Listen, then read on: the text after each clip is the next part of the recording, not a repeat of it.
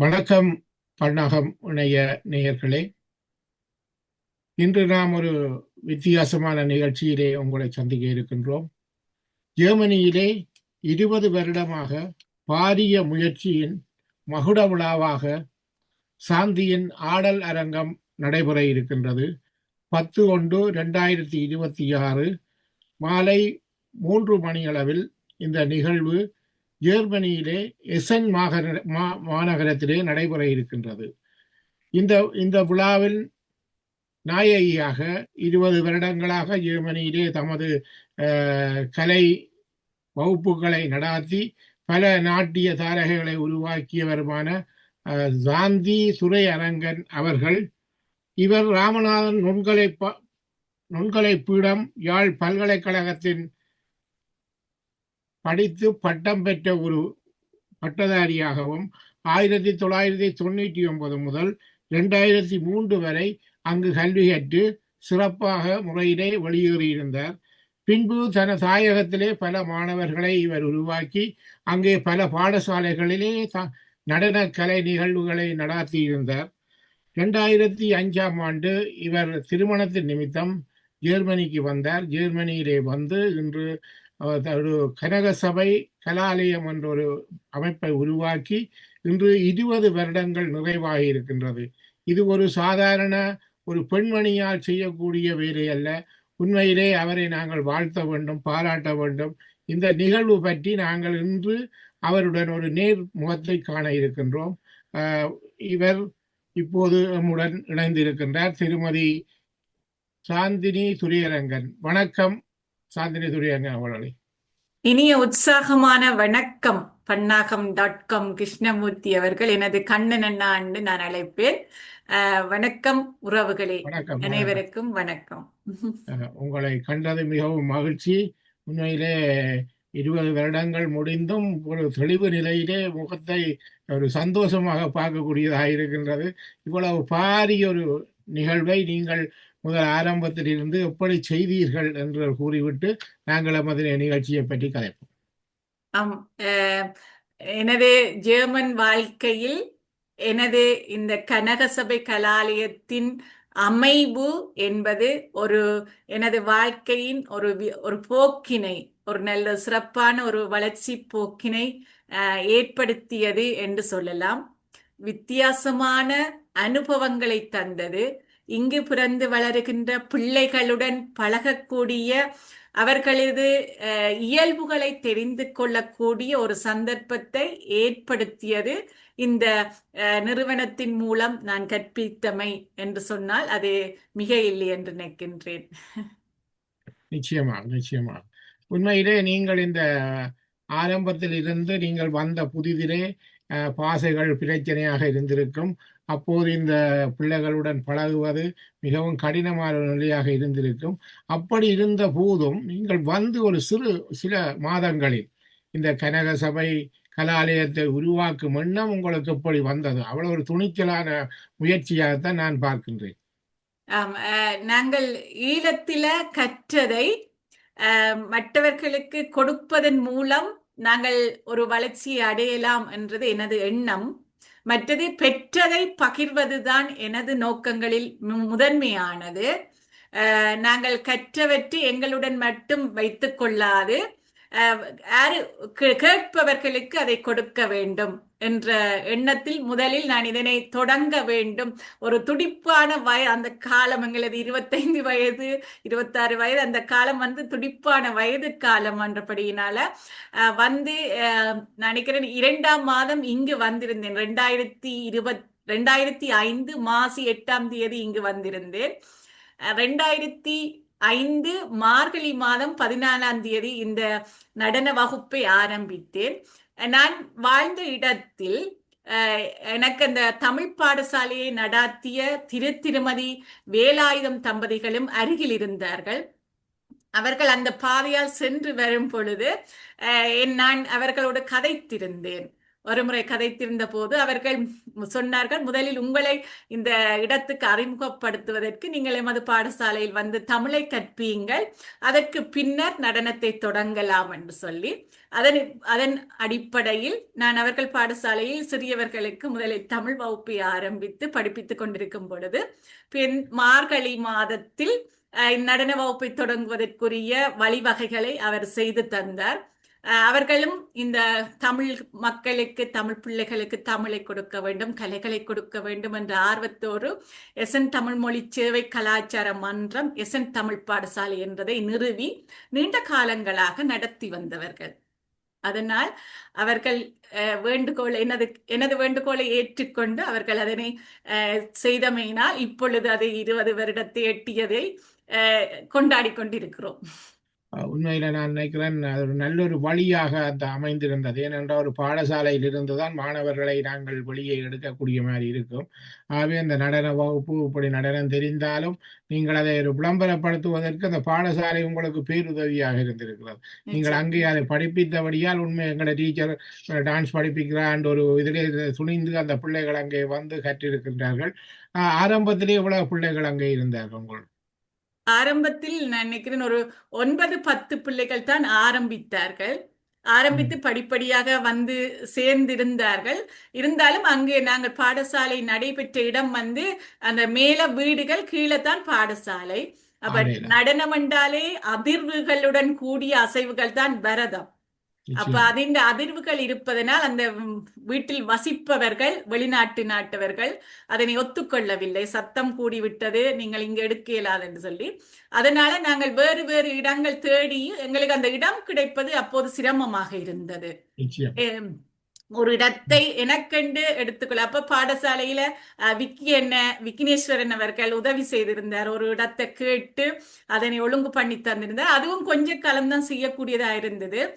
அப்ப எனக்கு இந்த நடனக்கலையை விடக்கூடாது என்ற ஒரு எண்ணத்தினால நாங்கள் பிறகு தொடர்ச்சியாக நான் தனிப்பட்ட முறையில் அதை தேடி தேடி தேடி இடங்கள் 2-3 இடங்கள் மாறி இருந்தேன். இடையில் ஒரு முறை சிவல் அண்ணா அவர்களும் நயனை விஜயன் அவர்களுடைய இடத்தில் கேட்டு 1 மாதம் அவர் வாடகைக்கு எங்களுக்கு வகுப்பில் எடுப்பதற்கு அனுமதி தந்திருந்தார். அது 1 மாதம் தான் அதில் எடுத்திருந்தோம். அவ்வாறு தொடர்ச்சியாக அந்த இடம் கிடைக்காமையினால் பின்னர் நாங்கள் கரிதாஸ் அமைப்புகள் அதுகளுடன் தொடர்பு கொண்டிருந்தோம், முடியவில்லை. பிறகு நான் இப்பொழுது பழக்கி கொண்டிருக்கின்ற கிளினச சந்திக்கு அருகில் இருக்கின்ற ஒரு சேர்ச்சோட தொடர்பான ஒரு இடத்துல கதைத்து அவர்கள் நாங்கள் பழகுவதை வைத்துக்கொண்டு, நாங்கள் அதை பாவிப்பதை வைத்துக்கொண்டு தொடர்ச்சியாக பயன்படுத்துவதற்கு எங்களுக்கு அனுசரணை தந்து கொண்டிருக்கிறார்கள். இப்போது ஆசிரியர் கூறிக்கொண்டிருப்பது ஜெர்மனியிலே எசன் மாநகரத்தில் வாழும் அந்த மக்களை பற்றியதும் அந்த இடத்தை பற்றியதுமானதான் இருக்கின்றது. ஆகவே இவர் அந்த ஒரு இடத்திலே உண்மையிலே ஒரு நடன ஆசிரியையாக முழிந்து இன்று 20 வருடங்கள் காண்கின்றார். இவரது நடனம் ஒரு வித்தியாசமாக இருந்தது. ஏனென்று சொன்னால் நாங்கள் நடனம் மட்டுமல்லாமல் நாட்டார் நிகழ்வுகளையும், அதாவது வந்து நாட்டுக்கூத்து கலைகள், அதாவது காவடி ஆட்டம், கரகாட்டம் போன்ற விஷயங்களையும் அவர் அங்கே பிள்ளைகளுக்கு ஊட்டியிருந்தார். ஏனென்று சொன்னால் எமது விழாக்களில் கூட, அதாவது இவ்வளவு தூரம் என்று அவர் கேட்பதில்லை. விழா எப்போது என்று கேட்டு அந்த இடங்களில் தூரத்தை பாராது ஏதோ ஒரு வழியிலே அவர் அந்த இடத்திலே வந்து சேர்ந்து அந்த நிகழ்ச்சியை கொடுக்கும் ஒரு ஆற்றல், துணிவு. அது நான் துணிவு என்று தான் சொல்ல வேண்டும். ஏனென்று சொன்னால் ஒரு விழா முடிந்து இரவு 10-11 மணி செல்லும், திரும்ப அந்த வீட்டை போய் சேருந்தனையும் அவர் தனியாகவே வந்து தனது மாணவர்களை கூட்டிக் கொண்டு வருவார். அங்கே அவரது மாணவர்களின் பெற்றோர்கள் வேறுதவியினால் அவர் மிகவும் அந்த வாகனங்களிலே ஒழுங்கு பண்ணி கூட்டிக் கொண்டு வரமாய் இருந்தது. காரணம் என்னன்னு சொன்னால் அவரது கணவர் ஒரு நிறுவனத்தை நடத்தி கொண்டிருக்கின்றார், வியாபார நிறுவனத்தை. அவர் அதிலே விட்டு வர முடியாத ஒரு நிலை இருந்தாலும் கணவரின் ஊக்கம் இவருக்கு மிகவும் பிரயோசனமாக இருக்கின்றது. ஏனென்று சொன்னால் இதையும் அவர் ஓகே நீ போகலாம் செய்யலாம் என்று சொல்லி அவர் அனுப்புவதனால்தான் இப்படி ஒரு பெண்மணியால் அதை சாதிக்க முடிந்தது என்று கூறுவதில் நான் பெருமகிழ்ச்சி அடைகின்றேன். இதிலே ஒரு விஷயத்தை நான் கூறிக்கொள்ள வேண்டும். எமது பன்னாகத்திலே பிறந்தவர் சாந்தினி துரியரங்கன் அவர்கள். இருவரும் பன்னாகத்தைச் சேர்ந்தவர்கள். ஆனால் ஒரு பன்னாகத்தில் இப்படி ஒரு பெண்மணி ஒரு வெளிநாட்டில் வந்து மிளிர்வது நான் ஒரே ஒரு ஆளைத்தான் பார்க்கின்றேன், திருமதி சாந்தினி துரியரங்கன். ஏனென்று சொன்னால் எனக்கு அது பெருமையாக இருக்கின்றது. அந்த பெருமையின் காரணமாகத்தான் நான் அவரை இங்கே அழைத்து இந்த நிகழ்வை நடாத்துவதற்கு என்னென்ன மாதிரி செய்ய போறீங்கள் என்ற ஒரு விவரத்தை நாங்கள் அறிய வேண்டும், மற்றவர்களும் இதை பார்த்து ஊக்கமடைய வேண்டும் என்ற ஒரு காரணம் தான் இது இருக்கின்றது. ஏனென்று சொன்னால் எமது ஊரிலே இருந்து அல்லது எமது நாட்டிலே இருந்து இன்னும் பல பெண்கள் எத்தனையோ திறமையுடன் வாழ்ந்து கொண்டிருக்கின்றார்கள், அவர்கள் வெளிக்கொணர வேண்டும் என்ற ஒரு நோக்கமாகத்தான் இது இருக்கிறதை ஒழிய இது ஒரு விளம்பர நிகழ்ச்சியாக நாங்கள் இங்கே செய்யவில்லை. ஆகவே திருமதி சாந்தினி அவர்கள், நீங்கள் அந்த நடத்தி கொண்டு இருக்கும் போது உங்களுக்கு ஏற்பட்ட பெரும் தடைகள் என்னென்ன? ஏனென்று சொன்னால் இங்கே வந்து நான் பார்க்கின்றேன், எல்லாரும் ஏதோ ஒரு முட்டி மோதித்தான் முன்னுக்கு வந்தவர்களை ஒழிய சும்மா எல்லோரும் பாராட்டி முன்னுக்கு வரவில்லை என்பது நாங்கள் பட்ட அனுபவம். நீங்கள் எப்படி எல்லாம் முட்டி மோதி இருக்கிறீர்கள், அது ஒரு தனி மனுஷியாக, ஒரு தனி இளம் இளம் கலைஞராக எப்படி அதை வந்தீர்கள்? தடைகள் என்று சொல்ல முடியாது. நாங்கள் போகும் பொழுது சில இடங்களில் எங்களை இங்கு வந்து அந்த இவர் இந்த பக்கம் அவர் அந்த பக்கம், இவர் அதுக்கு அந்த கட்சி இவர் இந்த கட்சி என்று சொல்லி ஒரு பிரிவினைகள் இருக்கிறது, இந்த எங்கள் தமிழ் மக்களிடம் இருக்கிறது. அவர்களுடன் போனால் இவர்கள் அந்த பக்கத்து ஆக்கள், இவர்களுடன் போனால் இவர்கள் இந்த பக்கத்து ஆக்கள் என்று சொல்லி அந்த பக்கம் சார்பாக கதைப்பார்கள். இது எனக்கு நேரடியாக ஏற்படவில்லை, ஆனால் அந்த கதைத்ததை சில பேர் வந்து சொல்லி இருக்கிறார்கள். அதனால அந்த பிள்ளைகள் வந்து அந்த பக்க பிள்ளைகள் வந்து இங்க வர மாட்டோம், இந்த பக்க பிள்ளைகள் வந்து அங்கால போக மாட்டினோம் என்று சொல்லி ஒரு நிலை இருந்தது. ஆனால் நாங்கள் நிகழ்ச்சிகளை செய்து மேடியேற்றி அதுகளை வரும்போது அவர்கள் நிகழ்ச்சிகள் கேட்டால் நாங்கள் செய்து வருகின்றோம் எல்லா இடங்களும். எனக்கு நிகழ்ச்சிகளை ஒழுங்குமுறை, எனக்கு இதுவரையும் நானா நிகழ்ச்சி கேட்டு ஒரு இடமும் போய் செய்ததில்லை, அதை நான் ஆணித்தரமாக கூறலாம். ஒரு இடம் நான் எனக்கு நிகழ்ச்சி தாங்கோ என்று சொல்லி ஒரு இடமும் போய் கேட்கவில்லை.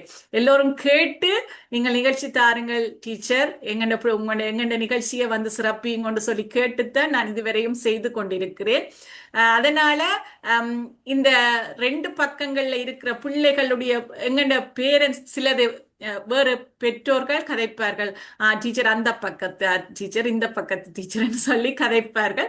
அதனால் அந்த பிள்ளைகளுடைய வருகை குறைவாக, ஆனால் இப்பொழுது அந்த தன்மை இல்லை, இப்பொழுது அது அறவே இல்லாமல் போய்விட்டது. நிச்சயம் நிச்சயம். முன்பு நீங்க சொன்னதை நான் வரவேற்கின்றேன். ஏனென்று சொன்னால் அப்படி ஒரு காலம் இருந்தது. ஏனென்று சொன்னால் எமது ஈழத்தில் கூடி பல கட்சிகளாக இருந்து அவர் இவர் என்று சொல்லி அடிபட்டு கொண்டிருந்த காலம். அந்த காலத்திலே இங்கே நாங்கள் செய்யும் போது ஒவ்வொருத்தர் தடைக்கல்களை போட்டுக்கொண்டுதான் இருப்பார்கள். ஏனென்று சொன்னால் அவர்கள் தான் முன்னுக்கு வர வேண்டும், மற்றவர்கள் முன்னுக்கு வரக்கூடாது என்ற ஒரு நிலப்பாடு அப்போது ஒவ்வொருத்தட்ட மனதிலே இருந்தது. நாங்கள் தமிழர்கள் தானே, எந்த நாட்டுக்கு போன என்ன, எந்த வெள்ளக்காரரோட இருந்தா என்ன, நாங்கள் தமிழர்கள் தான் என்பதை அப்போது காட்டிக் கொண்டிருந்தார்கள். இப்போது காலத்திலே அந்த இதில் குறுக்கிடுமென அவர்கள் தங்களுக்கு ஏற்ற வகையில் அதை செய்து, ஆனால் குத்துவது அரிசித்தான், நெல்லத்தான் குத்தி அரிசியாக்கினோம், எல்லாரும் நெல்லுத்தான் குத்தினோம். ஆனால் குத்தைக்க நீ குத்தக்கூடாது, இதுக்கு வந்து நான் அங்க போய் குத்தக்கூடாதுன்னு சொல்லுவது வந்து ஒரு இன்னும் நாங்கள் வெளிப்படா வாழ இல்லையோ என்று சொல்லி ஒரு கேள்வியையும் எழுப்படுது. நாங்கள் எல்லோரும் தமிழுக்காகத்தான் பாடுபடுகிறோம், இங்கத்த பிள்ளைகளை தமிழ் கலாச்சாரத்தோட தமிழ் மொழியோட வாழணும் என்று பாடுபடுறோம். ஆனா எல்லாரும் அதுக்காகத்தான் பாடுபடுகிறோம். ஆனால் இதுக்கு ஏன் வேறுபாடு? அவர் தனக்கு தெரிந்த மாதிரி செய்கிறார், இவர் தனக்கு தெரிஞ்ச மாதிரி செய்கிறார். எல்லோரும் செய்வது ஒரு நல்ல நோக்கத்தோடும் நல்ல சிந்தனையோடும் தான் செய்கிறார்கள். ஆனால் அதுக்குள் ஏன் இந்த நிலை என்றதுதான் எனது கேள்வியாக இருக்கிறது. இது வந்து ஒரு ஒரு கட்டமைப்பு மூலம் உருவாக்கப்பட்ட ஒரு நிகழ்வாகத்தான் நாங்கள் பார்க்க வேண்டும்.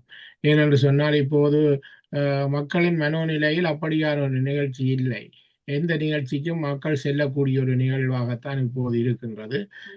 ஏனென்று சொன்னால் இப்ப அவற்ற நடனம் இவற்ற நடனம் என்று அந்த வேறுபாடு பார்க்காமல் யாற்ற நடனம் நல்லா இருக்குது. இப்போது தரம் பார்க்கின்றார்கள். ஆம். அவர் எந்த தகுதி என்று சொல்லி அவரை பார்க்கவில்லை, தரம் பார்க்கின்றார்கள். ஆம். இப்ப தரத்திற்கு ஏற்ற மாதிரி தான் இப்போது நிகழ்வுகள் நடைபெற்று கொண்டிருப்பது. ஆகவே இது ஒரு காலத்தின் கட்டாயம், காலத்தின் மாற்றம் என்றுதான் நாங்கள் சொல்ல வேண்டும். உண்மையிலே நீங்கள் மனம் திறந்து பல விடயங்களை சொல்லி இருக்கிறீர்கள். மிக்க ஒரு நல்ல சிரமமான ஒரு ஆசிரியராக இருக்கிறீர்கள். அத்துடன் ஒரு தமிழ் ஆசிரியராக இருக்கின்றீர்கள். அதை விட நான் உங்களிடம் நான் பார்த்து வியந்தது ஒன்று, ஒரு மேடை ஆளுமையாளர். ஒரு மேடையை உங்கள் கையில் கொடுத்தால் அங்கே அதை தொகுத்து வழங்குவதில் நீங்கள் எவ்வளவு வல்லவர் என்று சொல்லி பலருக்கு தெரியும். ஏனென்று சொன்னால் நான் பல மேடைகளில் பார்த்திருக்கின்றேன். நமது நிகழ்ச்சிகள் மேடைகளில் கூட நீங்கள் வந்து தொகுத்து வழங்குகிறீர்கள். அப்போது அந்த மேடையில் தொகுத்து அந்த நிகழ்ச்சி நடத்துபவர்களுக்கு மிகவும் இலகுவாக்க ஒரு நிகழ்ச்சியை நீங்கள் செய்கின்றீர்கள். ஏனென்றால் உங்களை எல்லோரை பற்றியும் உங்களுக்கு வடிவாக தெரியும். அவர்களை எப்படி வரவேற்க வேண்டும், எப்படியெல்லாம் சொல்ல வேண்டும் என்ற நிகழ்வு மற்றவர்கள் சொல்லித்தர வேண்டிய அவசியம் உங்களுக்கு இல்லை. ஆகவே அந்த ஒரு ஆளுமையை பார்த்து நான் மிகவும் மிகவும் ஒரு புலகாங்கிதம் அடைந்தேன். நமது பிள்ளைகள் இப்படியெல்லாம் முன்னேறி இப்படியெல்லாம் செய்கின்றார்கள். உங்களைப் போல பலர் வர வேண்டும், உருவாக வேண்டும். ஏனென்று சொன்னால் நமது தமிழை தொடர்ந்து கொண்டு நடத்துவதற்கு ஒரு காரணி வேண்டும். இன்று தமிழை மட்டும் நீங்கள் எடுக்காம கலையையும் சேர்த்து கொண்டிருக்கிறீர்கள். கலையை கலையாக பார்க்கின்றீர்கள். ஆகவே கலையை காசுக்கு விற்கும் இங்கே பல விடயங்கள் நடக்கின்றது. ஆனால் நீங்கள் அப்படியாக நான் பார்க்கவில்லை. ஏதோ பிள்ளைகளை சேர்த்து நீங்கள் கட்டாயம் செய்ய வேண்டும். பிள்ளைகள் காசு கொடுத்தா கொடுக்கட்டும், இல்லாவிட்டா விடட்டும் என்ற ஒரு நிலப்பாடுதான் உங்களை இதில் இருக்கும் என்று நான் நினைக்கின்றேன். ஆகவே அந்த நிகழ்வை அந்த உங்கள் பெற்றோர்கள், அதை நான் நீங்கள் பார்த்தேன். இப்போ நாங்கள் இந்த நிகழ்ச்சிக்கு வருவோம். உங்களோட நிகழ்ச்சி பற்றிய இதற்கு வருவோம். 10ஆம் தேதி 1ஆம் மாதம் 2026 20வது ஆண்டு விழா. அந்த நிகழ்வை நான் கேள்விப்பட்டேன். உங்கள் பிள்ளைகளின் பெற்றோர் மேல் அதை முன்னின்று நடத்துவதாக நான் அறிந்தேன். அவர்கள் விரும்பி இந்த நிகழ்வு 20வது ஆண்டு நாங்கள் கொண்டாட வேண்டும் என்ற ஒரு உணர்வை அவர்களுக்கு கொடுத்திருக்கின்றது. அந்த உணர்வை கொடுப்பதற்கு அந்த பிள்ளைகளின் ஊக்கமும் அந்த பெற்றோரின் விருப்பமாகத்தான் இருக்கின்றது. அதிலே பல நடனங்களை நீங்கள் பயிற்சி காட்டுவீர்கள் என்று நான் நினைக்கின்றேன். நாங்கள் கட்டாயம் அந்த நிகழ்வுக்கு வந்து அதிலே நாங்கள் கலந்து கொள்வோம் என்று கூறிக்கொள்கின்றோம். அந்த நிகழ்வை நீங்கள் எப்படி தொடங்கினீர்கள், எப்படியெல்லாம் செய்ய முடிக்க இருக்கிறீர்கள் என்றதை பற்றி ஒரு மேலோட்டமாக நீங்க சொல்லுங்க. நன்றி கண்ணன் அண்ணா. உண்மையில ஒவ்வொரு தாரமும் குருவும் தலைவிதிப்படி என்று சொல்லுவார்கள். ஆனால் எங்களுக்கு பிள்ளைகளும் பெற்றோர்களும் தலைவிதிப்படி என்று சொல்லலாம் நான் நினைக்கிறேன். பெற்றோர்கள் கிடைக்கிறத வச்சு கொண்டுதான் எங்களுடைய அடுத்தடுத்த வளர்ச்சி இருக்குது. ஏனென்றா எங்களுடைய ஒத்துழைப்பு பெற்றோர்களுடைய என்னிடம் வார பெற்றோர்களுடைய ஒத்துழைப்பு மிக மிக காத்திரமான ஒத்துழைப்பு இருக்கிறது. அவர்கள் டீச்சர் நீங்கள் கொண்டு வாங்கோ, செய்வோம், நாங்க போவோம், வாங்கோ, ஏறுங்கோ, வாங்கோ என்று சொல்லி செய்வதற்கு அவர்கள் தயாராக இருக்கிறார்கள். இங்கு இன்று ப்ரோக்ராம் நான் நிறைய ஜெர்மனியில் பல தூர இடங்களுக்கு சென்றெல்லாம் நிறைய நிகழ்வுகளை செய்துவதற்கு பெற்றோர்கள் தான் எனக்கு காரணமாக இருக்கின்றார்கள். இன்று ஒரு நிகழ்ச்சி கேட்டிருக்கிறார்கள், செய்ய வேண்டும், போவோமா என்று சொன்னால் சரி டீச்சர் போவோம். அதுக்கேற்ற மாதிரி நாங்கள் தங்களது வேலைகளை ஒதுக்கி வேலைகளை மாற்றி செய்து அதுக்கேற்ற மாதிரி அவர்கள் ஒத்துழைப்பு தருகின்றார்கள். இப்பொழுது படித்துக் கொண்டிருக்கின்ற பிள்ளைகள் 9, 10, 11, 12 வருடங்களாக தொடர்ந்து படிக்கின்றார்கள். அவர்களுடைய பெற்றோர்கள் எங்களுடைய பிள்ளைகள் அடுத்த 5, 25வது வருஷம் 30வது வருஷத்துக்கு இருக்கணுமோ தெரியாது டீச்சர், இந்த 20வது ஆண்டு நாங்கள் கொண்டாட வேண்டும் என்று சொல்லி 2025 தையிலேயே தொடங்கிட்டார்கள். டீச்சர் செய்யணும் என்று சொல்லி. ஆனால் நாங்கள் அதை நினைக்கல இப்படி செய்வோம். ஆனால் டிசம்பர்ல செய்ய வேண்டிய அந்த 20வது ஆண்டு விழா இங்கு இந்த மார்கழி மாதம் செய்ய முடியாது. ஏனென்றால் நத்தார் விழாக்கள் எல்லா இடமும் நடைபெறுவதனால இடங்கள் எடுப்பது கடினம்.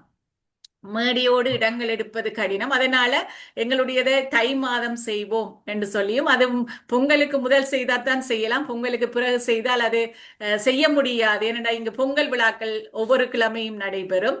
அதனால பொங்கலுக்கு முதல் செய்ய வேண்டும் என்பதற்காக இந்த 10ஆம் தேதியை தெரிவு செய்து, இதற்கு இன்னொரு காரணம் இருக்குது. 10ஆம் தேதி அன்று எனது அப்பாவின் பிறந்த நாளும். அதனால ஆஹா. அதை நான், எனது அப்பா தான் என்னை இந்த நடனக்கலைக்குள் கொண்டு சேர்த்து, என்னை நடன ஆசிரியரிடம் கொண்டு போய் சேர்த்தவர் எனது அப்பா தான். அதை ஒரு குரு அப்பானுடைய சமர்ப்பணமாக செய்ய வேண்டும் என்ற ஒரு ஆவலில்தான் இந்த திகதியை தெரிவு செய்தோம். அது எங்களுக்கு அமைந்திருக்கின்றது, கடவுள் அருள் கிடைத்திருக்கின்றது என்றுதான் நான் சொல்லுவேன். ஏனென்று சொன்னா 10ஆம் தேதி சனிக்கிழமையா வந்தபடியா இன்னும் ஒரு திறமையாக இருக்கின்றது. ஏனென்று சொன்னால் இங்கு நிச்சயமாக, சனிக்கிழமை எல்லாம் நிச்சயமாக. நிகழ்ச்சி நடத்தலாம். ஆம். உண்மையிலே நான் பார்க்கின்றேன், ஒரு ஜெர்மனியிலே ஒரு விழாவை நடத்துவது என்று சொன்னால் மிகவும் சிரமம்.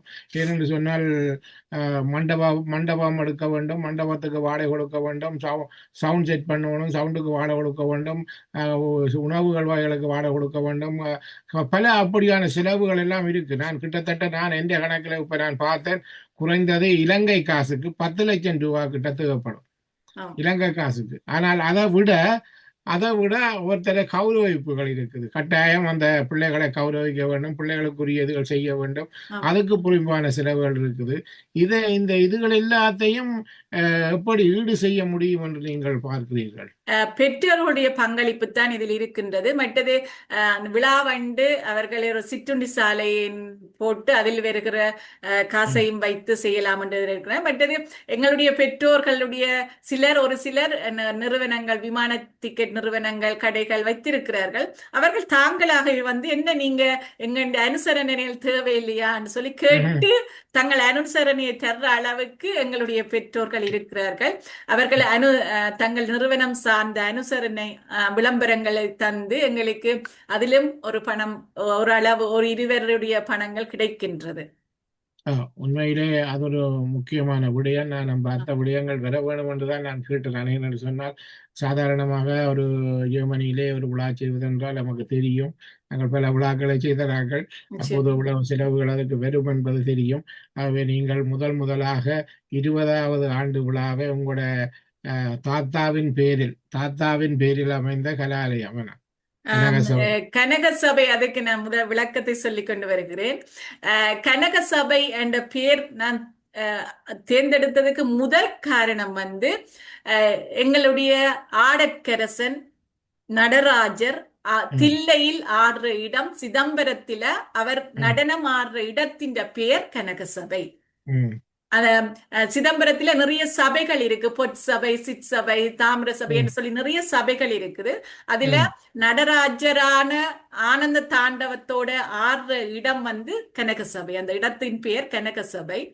அதனால இறைவன் ஆடுற இடத்தின் பேரை எனது நிறுவனத்தின் பேராக தெரிவு செய்திருந்தேன். அதற்கு இரண்டாவது காரணம், எனது பேரன் அப்பப்பாவினுடைய பேரும் கனக சபையாக இருக்கிறது. அப்பப்பாவை தெரிந்தவர்களுக்கு அவர்கள் நினைப்பார்கள், இது அப்பப்பாண்ட பேரை வைத்தது என்று நினைப்பார்கள். நடனம் தெரிந்தவர்கள் நினைப்பார்கள், நடனத்தோட தொடர்புடைய கனக சபை என்ற பேரை வைத்திருக்கிறார் என்று நினைப்பார்கள்.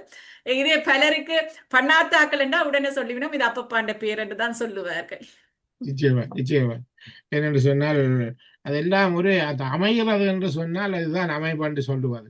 இப்ப நீங்கள் நினைத்து கொண்டு வைத்தது கனக சபையை இல்லை ஒரு சபையாக இருக்கின்றது என்ற காரணத்தினால், ஆனா அது வந்து உங்களுடைய அப்பப்பான்ற பேராகவும் அமைந்திருக்கின்றது. இது ஒரு குடுப்பனமாக தான் இருக்கின்றது. ஏன்னா நீங்கள் 10ஆம் தேதி அப்பா என்ற பிறந்த நாள் அன்று நிகழ்ச்சி நடத்த வேண்டும் என்று அன்றைக்கு 10ஆம் தேதி சனிக்கிழமையாக வந்திருக்கிறது. ஆகவே அந்த ஒரு விடயம் முக்கியமானது. ஆகவே மற்றும் விழா சம்பந்தப்பட்ட நிகழ்ச்சிகள் என்ன மாதிரி போகும், நீங்கள் நிகழ்ச்சிகளுக்கு என்னென்ன மாதிரி செய்கிறீர்கள்? எங்களது நிகழ்ச்சிகள் வந்து அந்த பிள்ளைகள், எங்களுடைய நடனாலயத்தில் பழகிற பிள்ளைகளுடைய நிகழ்ச்சிகள் மாத்திரம்தான் அந்த ஆண்டு நாங்கள் செய்கின்றோம். 18, 19 பிள்ளைகளுக்கு மேல் நிகழ்ச்சிகள் செய்கிறார்கள். நிறைய நடனங்கள் இருக்கின்றன. அதை நாங்கள் நேரடி இசையோடு, பக்கவாத்தியங்கள், அணிசேர் கலைஞர்களுடைய நேரடியாக நாங்கள் செய்ய போகிறோம். நான் ஒரு பாட்டு பாடகர் அரங்கேற்றத்தை செய்கிற மாதிரி ஒரு ஆம் அரங்கேற்றத்துக்கு பக்கவாத்தியங்கள் இருக்கிற மாதிரி. ஆம் ஆஹா. ஆம். ம். நேர நேர நேரலையில வந்து அப்படியே நடந்து கொண்டிருக்கும். அது ஒரு சிறப்புன்னு நான் நினைக்கிறேன். எங்கள் பிள்ளைகளுக்கு ஒரு சந்தர்ப்பம் அப்படி செய்வதற்கு. ஏனென்றால் இங்கு வந்து எல்லோரும் நாங்கள் பாட்டுகளை பாடப்போ எடுத்து ரெக்கார்டுக்கு தான் செய்து கொண்டிருக்கிறோம். ம்ஹும். அந்த நேரடியில் செய்வது அனுபவம் எங்களுக்கு பிள்ளைகளுக்கு இல்லை. அந்த ம்ஹும். அனுபவத்தை நான் என் பிள்ளைகளுக்கு கொடுக்க வேண்டும். ஆனால் இப்பொழுது ஜெர்மனியை பார்த்தால் நேரலை நிகழ்ச்சிகள் பலர் செய்கின்றார்கள், பல நடன ம். ஆசிரியர்கள் செய்கின்றார்கள். அதுல ம். அது பிள்ளைகளுக்கு ஒரு வித்தியாசமான அனுபவத்தை கொண்டு வரும். இந்த கேள்வி பாட்டின் ஞானம், தாள ஞானம், அதுகளை அவர்களிடம் கொண்டு வந்து சேர்ப்பதற்கு இவ்வாறான நிகழ்ச்சிகள் வரும். இப்ப நாங்கள் ஒரு பாட்டை போட்டோம் என்றால் அந்த பாட்டுக்கு ஏற்ற மாதிரி பிள்ளை ஆடிட்டு போயிடும். அது ம். ஆனால் இது சில வேளையில நேரலையிலே பாடும் பொழுது பாட்டு கொஞ்சம் வேகமா போகலாம், அல்லது கொஞ்சம் மெதுவா ஸ்லோவா போகலாம். அப்ப அதுக்கேற்ற மாதிரி பிள்ளை தன்னை தயார் பண்ண வேண்டிய நிலை இருக்குது. அப்ப அது இது உண்மை. வந்து பிள்ளைக்கு ஒரு அனுபவமாக இருக்கும். உண்மையில நீங்கள் சொன்னது முன்னைய காலங்களில் எல்லாம் பாட்டு நேரலையாக வரவில்லை, ரெக்கார்டில் தான் வந்தது. ஆம், இப்போது வந்து இங்கே, அதாவது வந்து ஜெர்மனி நகரத்தில், ஜெர்மனி நாட்டிலே ம், மிகவும் கலைஞர்கள் பெருகிவிட்டார்கள் நான் சொல்ல ஆம், வேண்டும். ஏனென்று சொன்னால் ஆரம்ப காலத்திலே 20 வருடங்களுக்கு முதல் கல்வி கற்ற தபேலாவோ மிருதங்கமோ வீணையோ பாட்டோ எல்லாம் படித்தவர்கள் எல்லாம் இப்போது பிள்ளைகள் வந்து விட்டார்கள். முந்தி ஒரு சிலரை நம்பி நாங்கள் இருக்க வேணும், அவருக்கு நாங்கள் கொடுப்பனவுகள் அதிகமாக கொடுக்க வேணும், ஒரு விழா செய்கிற காசு அவருக்கு மட்டும் கொடுக்க வேண்டிய ஒரு நிலப்பாடு இருந்தது. ஆம், ஆகவே இப்போது வந்து பிள்ளைகள் கணக்கு வந்திருக்கிறார்கள், அவர்களுக்கும் ஒரு சந்தர்ப்பத்தை ஏற்படுத்தி கொடுப்பதான ஒரு நிகழ்வாகத்தான் இது நான் பார்க்கின்றேன். ஆம். ஏனென்றால் புதியவர்கள் புது ஆக்கள் கலைஞரை அங்கே மேடையில் இருக்கும்போது அவர்களும் இதை பழகிக் கொள்வார்கள் என்று நினைத்து நல்லொரு விடயம், அவர்களுக்கும் ஒரு சந்தர்ப்பம். மக்கள் நீங்க சரியாக 3 மணி என்றால் 3 மணிக்கு தொடங்கி விடுவீர்களா? நிச்சயமாக, நிச்சயமாக. ஏனென்று எங்களது சொன்னால் தமிழர் விழா என்று சொன்னால் 1 மணித்தியாலம் பிந்தித்தான் தொடங்கும் என்று சொல்லுவார்கள். அதை ஆகவே அந்த இதுல வந்து நீங்க மனநிலையை மூன்று நாங்கள் மாற்ற வேண்டும் என்றதுதான் ஆ, எங்கனது விருப்பம். இப்ப சில வேளை ஆ, நானே சொல்லி போட்டு நானே அதை பிந்தி நடத்துறது அது முறை இல்லைத்தானே. நான் ஆ, அதுக்கு ஒரு வழிகாட்டியாக இருக்க வேண்டும். ம், நாங்கள் ஒரு முன்னுதாரணமாக நடக்கிறாங்கள், அதை சரியாக செய்ய வேண்டும் என்றதுல நான் அதுல ஒரு பிடி இருக்கிறது எனக்கு. நாங்கள் ஒரு முன்மாதிரியாக முன்னுக்கு பிள்ளைகளை வழிநடத்தி கொண்டிருக்கிறாங்கள். நாங்கள் ஒரு சரியானதை முன் உதாரணமாக கொண்டு செல்ல வேண்டும். அது என்னுடைய நான் போற வழியில அது முக்கியமானது என்று நான் சொல்லுவேன். இல்ல, உண்மையில நான் வந்து இந்த கேள்வியை கேட்டினேன் என்று சொன்னால், ஏனென்றா மக்களின் மனோநிலையை மாற்ற வேணும். ஆம், எல்லோரும் நினைப்பார்கள் 1 மணித்தியாலம் பிந்தி தான் தொடங்கும் அப்படி என்று.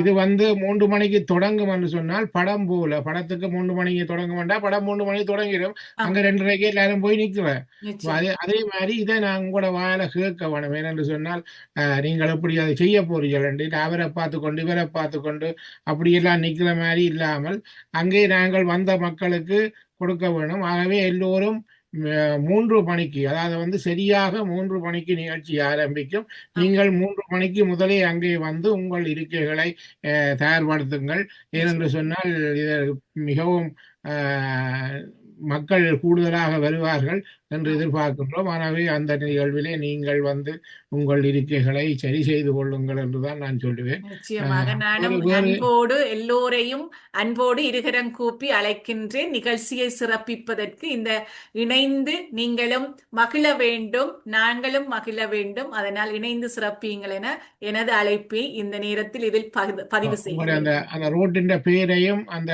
இடத்தையும் வடிவா சொல்லி விடுங்கோ. ஆம், ஏனென்று சொன்னால் பேருந்து நான் இந்த இதுல வந்து நாங்கள் அதை காட்சிப்படுத்துவோம், நீங்கள் இப்போ ஆம். சொல்லிவிடுங்க. இது ஒரு இங்கு பாடசாலை சொல்லுவார்கள். ஜெர்மன் பாடசாலையில் கெஸ்ஸாம் சூலி என்ற ஒரு பள்ளிக்கூடம் இருக்கிறது. அந்த பள்ளிக்கூடத்தில் தான் நடக்கின்றது. ஸ்டொப்பன்பெர்க் காட்டன்பெர்க் என்ற இடம் எசனில் இருக்கிறவர்களுக்கு தெரியும். அந்த இடத்துக்கு ஸ்டொப்பன்பெர்க் காட்டன்பெர்க்கு இடையில இருக்கிற ஒரு இடம்தான் இந்த இடம் வந்து கூஸ்டப் ஹைன்மன் ஹெசாம் சூளை என்று சொல்லுவார்கள். அந்த சூளை பள்ளிக்கூடத்தின் பேர். இது வந்து அழகாக அந்த பாடசாலையில் 10ஆம் தேதி சனிக்கிழமை 3 மணிக்கு ஆரம்பமாக உள்ளது. நீங்கள் அனைவரும் வந்து இந்த நிகழ்வில் கலந்து சிறப்பிக்க வேண்டும் என்று அன்பாக கேட்டுக்கொள்கிறேன்.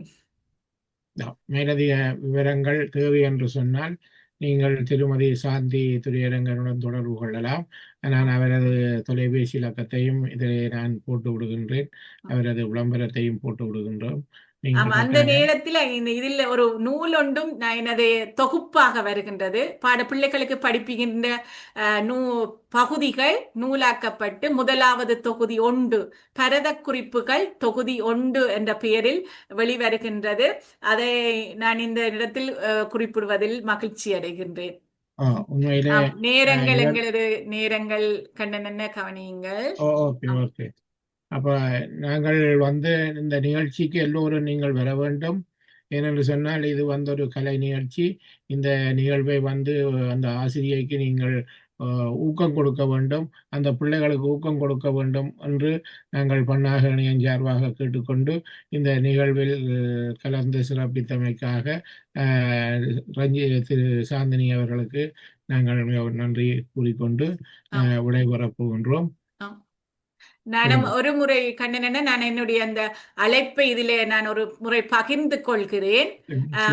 அந்த இவர்கள் பார்ப்பதற்கு இதுல இணைந்து யாரும் பார்ப்பதென்றால் அவர்களுக்கு சுகமாக இருக்கும், இலகுவாக இருக்கும். ஒரு முறை அந்த இதுல இடம் இருக்கின்றது. இதில் பார்த்து மகிழலாம். நீங்கள் சொன்னேன். இதுல பாருங்க, கனக சபை கலாலயத்தின் 20வது ஆண்டு விழா ஆடலரங்கம் காலம் 10/1/2026 15 மணி. ஜோனன்பர்க் ஹோப் 5864 45 309 SN என்ற இடத்திலே தான் நடைபெற இருக்கின்றது. இது இலகுவாக அந்த இடத்தை நீங்க கண்டுகொள்ளக்கூடியதா மாதிரி இருக்கும். இப்போதுதான் உங்களிடம் நவி என்ற ஒரு சாமான் இருக்கின்றது. ஆகவே அதன் மூலம் நீங்கள் இடத்தை இலகுவாக கண்டுகொள்ளலாம். இதுல குறிப்பாக சொல்ல வேணும், 3 மணி என்று போட்டிருக்கு. ஆனால் 4 மணிக்கு தொடங்காது, 3 மணிக்கு தான் தொடங்கும் என்பதை இங்கே ஆணித்தரமாக கூறிக்கொண்டு நீங்கள் எல்லோரும் அங்கே கலந்து சிறப்பிக்குமாறு இந்த இடத்திலே கேட்டுக்கொண்டு நான் விடைபெறுகின்றேன். நன்றி, வணக்கம். நன்றி நன்றி கண்ணன். எங்கள் ஊர் சார்ந்து ஒரு இணையதளத்தை இயக்கி அதனை தொடர்ச்சியாக கொண்டு செல்கிறீர்கள். உங்கள் பணியும் பாராட்டத்தக்கது, போற்றத்தக்கது.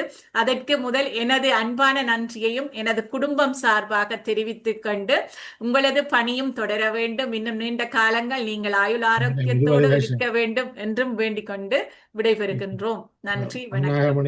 20வது வருடமும் கொண்டாடப்பட இருக்கின்றது. அதை பன்னாகத்தில் கொண்டாடலாம் என்றுதான் நாங்கள் இப்போது நினைத்திருக்கின்றோம். அழகு.